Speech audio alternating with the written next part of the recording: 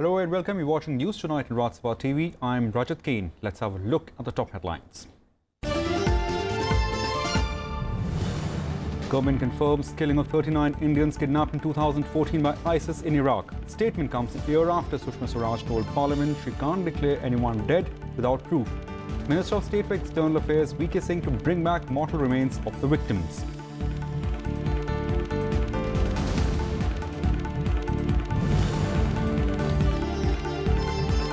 With disruptions continuing in Parliament for 12th working day in a row, Rajya Sabha Chairman M. Venkaiah Naidu cancels plan to host dinner for members of the upper house tomorrow.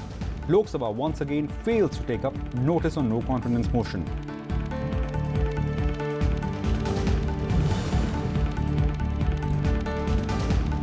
Supreme Court spells out safeguard to prevent the misuse of SC/ST Act, allows granting of anticipatory bail, lays down public servants can be arrested only after approval by the competent authority. Arrest of non-public servants only when sanctioned by the SSPs.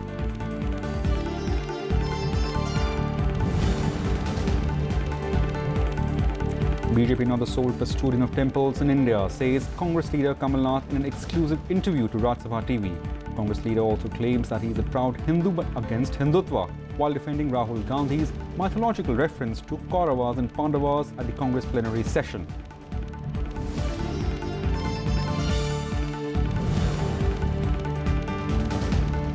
In India to take up the issue of import tariff on steel with United States, identifies permanent solution to agriculture stocking of food security as an area of priority at the conclusion of informal WTO ministerial meet in Delhi.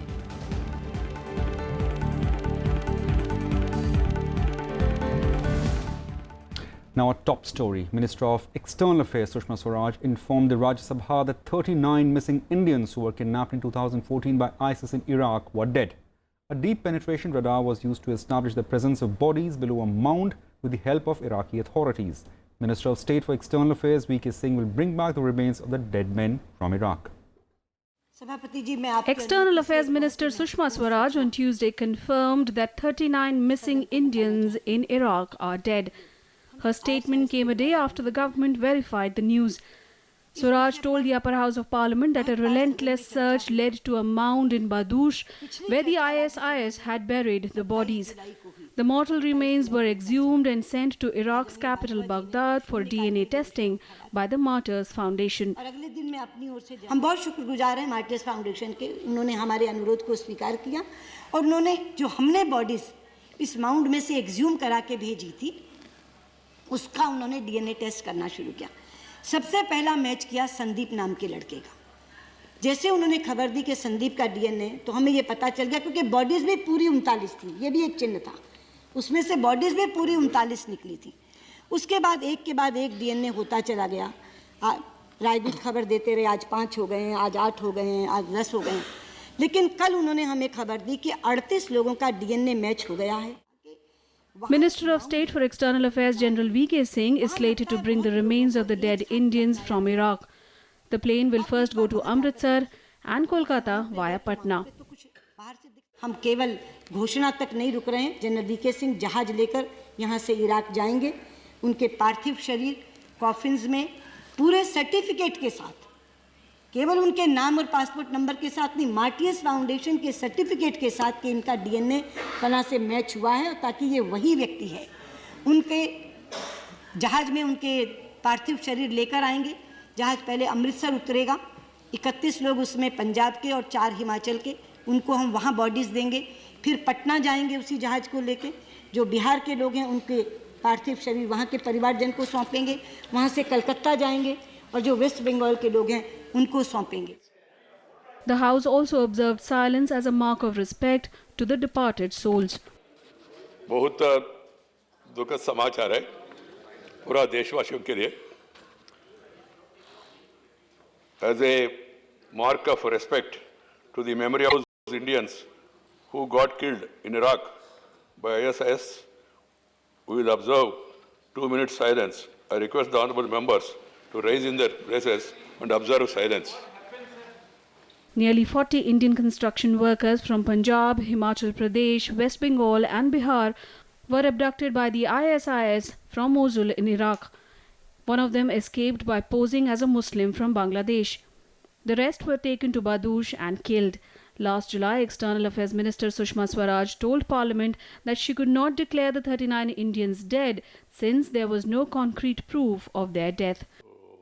Kriti Mishra's report for Rajya Sabha TV. Now, the External Affairs Minister Sushma Swaraj on Tuesday confirmed that 39 Indians who went missing in Iraq in 2014 were killed. Mourning family members said the government gave them false hopes. Some families also expressed anguish that till now government had to continue to assure them that the captured Indians were alive. Meanwhile, Prime Minister Modi has condoled the death of 39 Indians. भारी मन से कह रही हूँ, वो लोग मार दिए गए. External Affairs Minister Sushma Swaraj's statement in Rajya Sabha, confirming the worst fears of the shell-shocked families of 39 Indians missing in Iraq. Jalandhar resident Manjeet Kaur's husband Davinder Singh was one of those killed. She was unable to believe the news, having held on to the belief that the government had refused to say her husband was not alive for so long.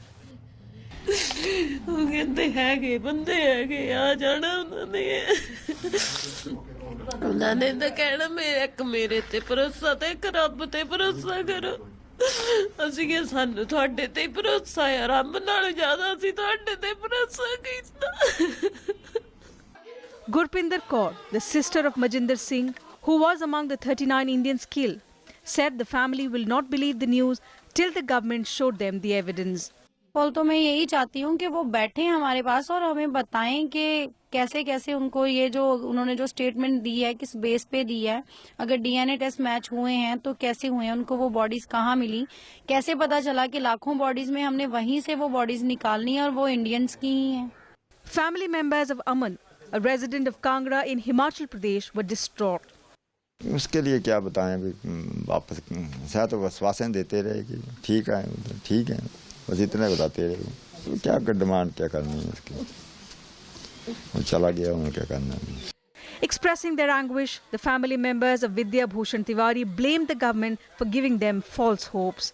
नहीं लौटा के आज खबर दी है कि उस तरह का मुर्दा लेकर आ रहे हैं हम लोग का बाल बच्चा कैसे हम करेंगे पालन पोषण, हम लोग की कौन आदमी करेगा. Nearly 40 Indian construction workers from Punjab, Himachal Pradesh, West Bengal and Bihar went missing in June 2014 after Mosul fell to the Islamic State. In 2015, one of them, Harjeet Masih, managed to flee from the clutches of the Islamic State. The remaining 39 Indians were taken to Badush and killed. India might be the first country to locate its people who were killed in the war zone of Iraq and who were buried. Now everyone is waiting. Their bodies should come back and their family member may perform the last rites. Akhilesh Suman for Rajya Sabha Television with camera person Saroj in Delhi. The Rajya Sabha proceedings were stalled on Tuesday for the 12th working day in a row as members disrupted the House over several issues. Leader of opposition Ghulam Nabi Azad blamed the government for the impasse in the House, claiming that it was not making an effort to engage with all the parties. The government on the other side reiterated it was ready to discuss all the issues raised by the opposition parties.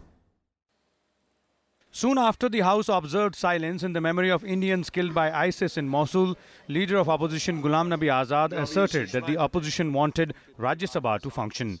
He said his party wanted a debate on three pressing issues of bank fraud, special status for Andhra Pradesh and constitution of Kaveri Water Management Board.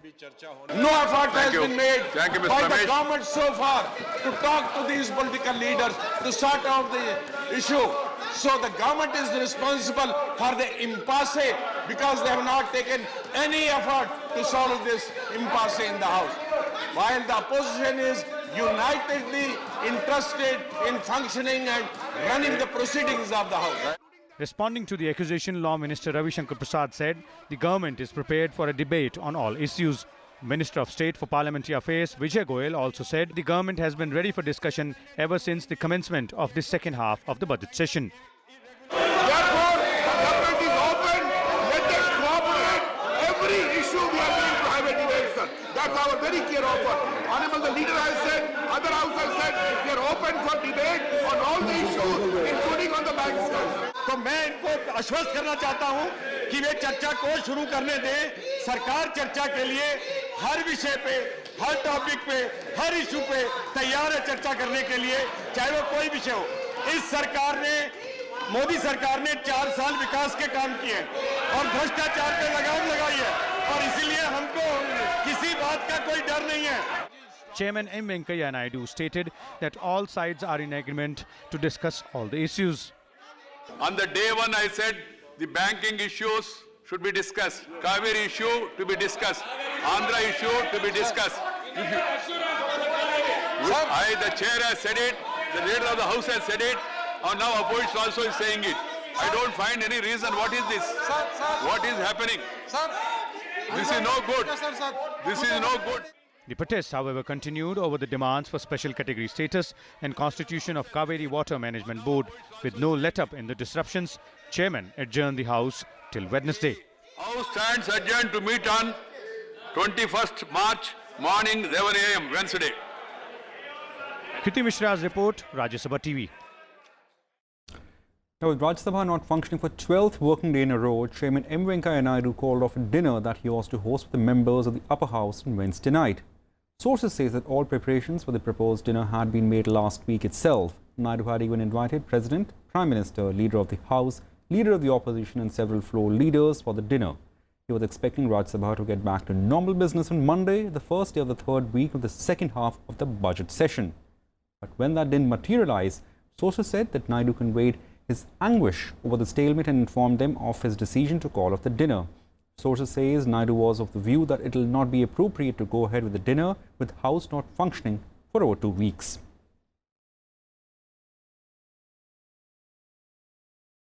The Lok Sabha too was adjourned for a day following protest over different issues by several parties. In the morning, as soon as the session began, some members raised slogans over several issues. Even as sloganeering continued during the question hour, Speaker Sumitra Mahajan adjourned the House till noon. Even after proceedings resumed at noon, protests prevented Lok Sabha from conducting business. External Affairs Minister Sushma Swaraj started to speak about the Indians in Mosul, but due to unabated disruptions, Speaker Sumitra Mahajan adjourned the House for the day. The adjournment means that there is no confidence motion against the Narendra Modi-led government that could not be taken up today as well. I request all of you to go back to your seats. ये अच्छी बात नहीं है. आप संवेदन भी नहीं दे रहे अपने मेंबर. अपने हिंदुस्तान के लोगों के लिए भी संवेदना नहीं है. ये कैसी राजनीति? ना दो कॉन्फिडेंस मोशन करना है तो भी तो जाना पड़ेगा. किसी भी बात पे आप सहयोग नहीं कर रहे हैं. Please go to your seat. I am sorry. The House is not in order. I will not be able to bring the notices before the House. The House stands adjourned to meet again on Wednesday, the 21st March 2018 at 11 a.m. I'm sorry. As the impasse in Parliament continues, opposition parties have pinned the blame on the government. Some opposition members met in Parliament on Tuesday, stating the government is not keen on ensuring smooth functioning of the Parliament. A joint opposition led by the Congress party has said that the government is responsible for the current impasse in Parliament. Leaders of the Samajwadi Party, Bahujan Samaj Party, Trinamool Congress, CPI, CPIM, NCP, DMK and JMM met Leader of Opposition in Rajya Sabha Ghulam Nabi Azad on Tuesday to discuss the deadlock in Parliament. They alleged that the government is not interested in running the House and wanted to bypass legislative scrutiny. Opposition से बात करती है, face to face discussion करती है. Government ने discussion नहीं किया हमारे साथ. बाइट अंदर से निकलकर बाहर देना कि अपोजिशन नहीं चाहती है, बाइट्स ये देना कि हम डिस्कशन चाहते हैं. That doesn't happen in democracy. It doesn't happen in parliamentary democracy. The opposition leaders also said they wanted to discuss the issues of bank frauds, grant of special status to Andhra Pradesh and the Kaveri water sharing in Parliament. Parliamentary Affairs Minister Anant Kumar, however, dismissed the allegations.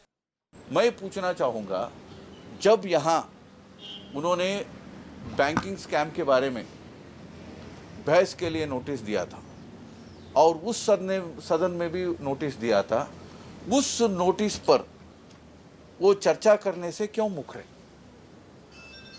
कोई कारण नहीं है. अभी जो कुछ कर रहे हैं बहानाबाजी कर रहे हैं उनको चर्चा में कोई रुचि नहीं है। The minister also criticized the opposition for creating uproar in parliament, even while External Affairs Minister Sushma Swaraj was making a statement about the 39 Indians killed in Iraq. He said the parties must refrain from playing politics on such a sensitive issue. Bureau Report, Rajya Sabha TV.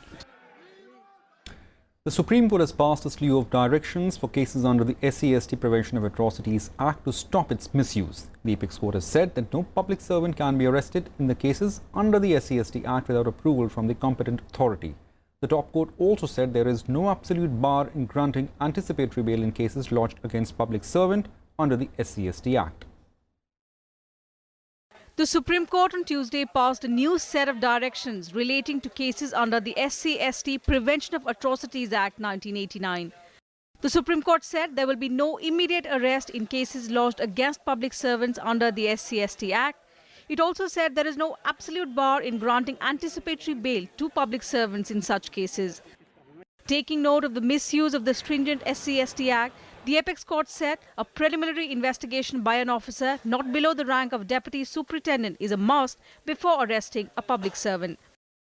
Actually absolute bar नहीं है anticipatory bell की, और अगर court को दिखने में ऐसा लगता है कि ये केस के फ्रॉड है या एब्यूज़ है या फॉल्सहुड पे बेस्ड है, तो उसमें तो एंटिसिपेटरी बेल आराम से हो जाएगी। तो क्योंकि जब केस का मुद्दा ही नहीं है जिसके कारण ये एलिगेशन लगी है, तो उसमें एंटिसिपेटरी बेल के लिए एक बहुत बड़ी राहत मिली है। In a significant judgment by a bench of Justices A.K. Goyal and U.U. Lalit, the top court said a public servant can be arrested in cases lodged under SC/ST Act only after grant of approval by a competent authority. A non-public servant can be arrested only after approval by the senior superintendent of police level officer. A magistrate will have to scrutinize sanction for detention. Any violation will invite disciplinary action and contempt of court. Matter को जब उन्होंने take up किया तो उन्होंने देखा कि जो SC/ST act है जनरली उसमें काफ़ी हद तक इसका मिसयूज़ हो रहा है। जैसे सेक्शन 3 एंड सेक्शन 10 में ये है कि आपका कोई भी ऐसा वर्ड या कोई जो डेरोगेटरी हो, डिफेमेटरी हो, जिससे कि मतलब किसी को जो SC/ST एक्ट में आते हैं, SC/ST में आते हैं, उनको अगर कहीं कोई हर्ट होता है तो ये ऐसे सारे मैटर्स को ये आपका नॉन अवेलेबल थे और उसमें तुरंत ही कार्रवाई उसमें होती थी। अगर प्राइम फेस ही लगता है कि मेलाफाइड FIR है या कोई ऐसे वो लगाए गए हैं आरोप जो निराधार हैं, तो एंटिसिपेटरी बेल भी कंसीडर की जाएगी। एक आम आदमी के लिए है, और जो डिपार्टमेंट की इंक्वायरी है यानी prior sanction of arrest is required for a public servant. The court was hearing an appeal filed by Subhash Kashinath Mahajan against a Bombay High Court ruling refusing to quash the FIR lodged against him for offences alleged under the Act. The SC/ST Act of 1989 is meant for prevention of atrocities against people of scheduled tribes and castes. It was amended in 2015. Under this, a provision was made to ensure strict action against those booked under the Act. With inputs from Vipin Chauhan, Bureau Report, Rajya Sabha TV. The Union Home Ministry will examine Karnataka government's recommendation to grant religious minority status to Lingayat and Veer-Shiva Lingayat community. The Home Ministry said it will review the recommendations in details as soon as it receives the proposal. The centre's reaction comes a day after Congress government in the poll-bound Karnataka decided to recommend religious minority status to Lingayat and Veer-Shiva Lingayat community. With a population of 18%, the Lingayats are considered politically influential community in the state. BJP has accused the Siddaramaiah government of playing vote bank politics. Parliamentary Affairs Minister Anant Kumar said the move is aimed to divide the Lingayat voters who strongly supported BJP's chief ministerial candidate B.S. Yedurappa in the past polls. यदि सिद्धरामैया आज समाज को तोड़ करके वहाँ राजनीति कर रहे हैं, उसका एक ही कारण है, वो हमारे कर्नाटक के किसानों की नेता, अग्रणी नेता येडियुरप्पा जी को मुख्यमंत्री बनने से रोकना चाहते हैं. Now, days after the 84th plenary session of the Congress party, senior Congress leader Kamal Nath defended the soft Hindutva approach of the party. In an exclusive interview to Rajya Sabha TV, Kamal Nath said he was a devout Hindu but was against Hindutva. Asked whether Congress was in position to offer a credible counter-narrative to the BJP, Kamal Nath said his party will not make false promises. Congress chief Rahul Gandhi clearly indicated that her party could have an outside person as its president in the future.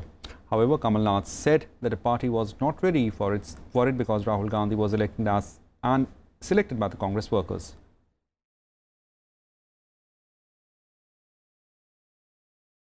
The BJP, the sole selling agents of temples in this country? I am as much as a Hindu as anyone else, but I'm not Hindutva. Rahul Gandhi has not been imposed on the Congress party. Rahul Gandhi has been elected, selected by the Congress party, by the Congress workers. Now you can watch the complete interview on Wednesday night at 10 p.m. on Rajya Sabha TV's flagship program, To the Point.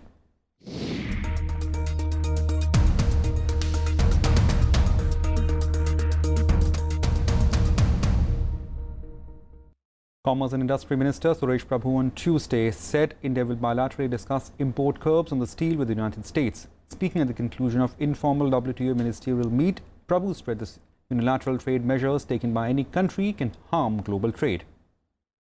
Amid growing concerns of an escalating trade war between tariffs, Commerce and Industry Minister Suresh Prabhu said on Tuesday that India would discuss the import curbs with the United States. US President Donald Trump has gone ahead with import tariffs of 25% on steel and 10% on aluminium, exempting Canada and Mexico, and also offered the possibility of excluding other allies. India's steel and aluminium exports to the US amount to about $1.5 billion and account for about 2% of US's total steel and aluminium imports. We are obviously not the largest exporter of steel or aluminium to US. Among the importers of steel and US into US, India would be probably below number 9 or 10. So we are not the largest exporter, but still what we are affected, we are definitely will take it up with United States, with whom we have a huge trade surplus and we have a very good political relationship. We'll take up this matter with them bilaterally. These measures, for whatever reason, they have a very real potential for escalation because of the possibility of responses from other partners with trade restrictive measures as well. During the informal WTO ministerial meet in New Delhi, a permanent solution on public stock holding for food security purposes was identified as an area of priority. India has been keenly pushing agricultural issues at the WTO. The meeting also discussed the issue of appointment of members of the appellate body of the organization's dispute settlement body. The food security concerns and the items related to agriculture were definitely discussed and were strongly put forward by countries including India. The meeting was convened by India in the aftermath of the failure of trade talks at Buenos Aires last year on account of differences among members. The talks had collapsed after the US went back on its commitment to find a permanent solution to the public food stock holding issue, a key matter for India. Kriti Mishra's report for Rajya Sabha TV. The Madras High Court on Tuesday reserved its order on petition filed by Karthi Chidambaram, son of former Union Minister P. Chidambaram, challenging a lookout circular issued against him by the CBI in connection with the INX media case. The Supreme Court will decide whether the money laundering case related to Karthi will be heard by Madras High Court or by Delhi High Court. In his petition to Supreme Court, Karthi said since he is a resident of Tamil Nadu, matters relating to the case should be transferred to Madras High Court. FIR against Karthi and others, however, was filed in Delhi. The CBI has sought a lookout notice in connection with the case relating to alleged irregularities in a foreign investment promotion board clearance to INX Media for receiving overseas funding to the tune of Rs 305 crores in the year 2007. The Supreme Court will now hear the case on April 3rd. In other news, the CBI moved Delhi High Court challenging the acquittal of former Telecom Minister A. Raja and DMK MP Kanimori and others in the 2G case. The matter was mentioned before the bench of Acting Chief Justice Geeta Mittal and Justice C. Harishankar by Additional Solicitor General Tushar Mehta. The court has allowed it to be heard for hearing on Wednesday. On Monday, the Enforcement Directorate too moved the High Court against the acquittal of Raja, Kanimori and others in money laundering cases arising out of the 2G scam. The special court had on December 21st last year acquitted Raja, Kanimori and others in cases registered by the CBI and ED. JNU Professor Atul Johri, who was arrested for sexual harassment of several women students, was granted bail by Delhi court. The court granted bail to Johri and directed him to furnish a bail bond of Rs 3,000 each for FIRs filed against him. At least 8 women filed FIR against Johri, who was professor in School of Life Sciences in JNU. Earlier, clashes broke out between Delhi police and students of JNU in front of Vasant Kunj police station, where students, professors, women rights organizations had been protesting and demanding his arrest. Students also blocked the highway, breached police barricades and refused to attend classes until the action was taken against the teacher.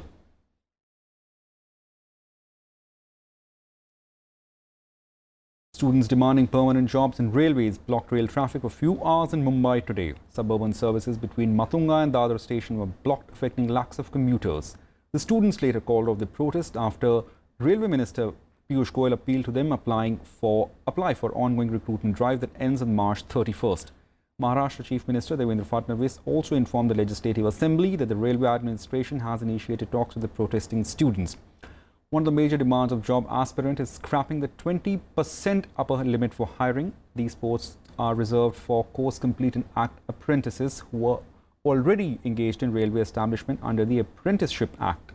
The Indian Railways is currently in the middle of a massive recruitment drive to fill up over 90,000 Group C and Group D services. This is the single largest recruitment drive ever undertaken by railways in India. मैं अपने युवा मित्रों से appeal करता हूं कि इन बड़ी संख्या में नौकरियों जिसकी आखिरी तारीख 31 मार्च 2018 है में आवेदन करें और भर्ती की प्रक्रिया में शामिल हो, जिससे सभी आवेदकों को देश की सेवा करने का निष्पक्ष और समान अवसर प्राप्त हो। Tripura Chief Minister Biplab Kumar Deb met Vice President M. Venkaiah Naidu on Tuesday. During the meeting, the Chief Minister presented Vice President the symbolic memento of Tripura. Deputy Chief Minister Jishnu Dev Burman was also present at the meeting. Deb took oath as BJP Chief Minister in Tripura on March 9th.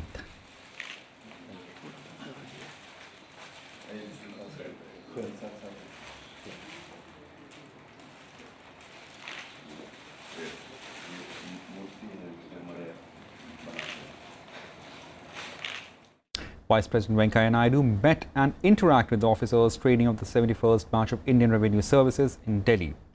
During the meeting, the Vice President discussed the administrative tricks with the officer trainees. He also gave his best wishes for the trainees for the future.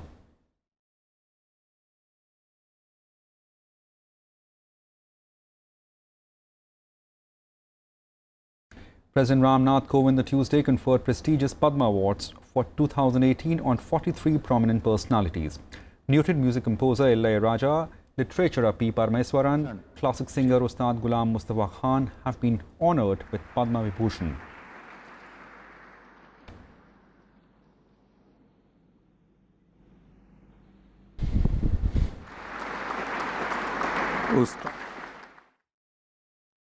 Law Professor Ved Prakash Nanda, historian D. Ramachandran Nagaswamy, Kerala Bishop Dr. Philippos Mark Chrysostom and classic musician Pandit Arvind Parekh received Padma Bhushan. Keeping its promise of honouring unsung heroes, the government this year also honoured with Padma Awards several personalities who served the poor, set up free schools and popularised tribal arts globally. Vice President M. Venkaiah Naidu, Prime Minister Narendra Modi, along with several other ministers and dignitaries, attended function at Rashtrapati Bhavan.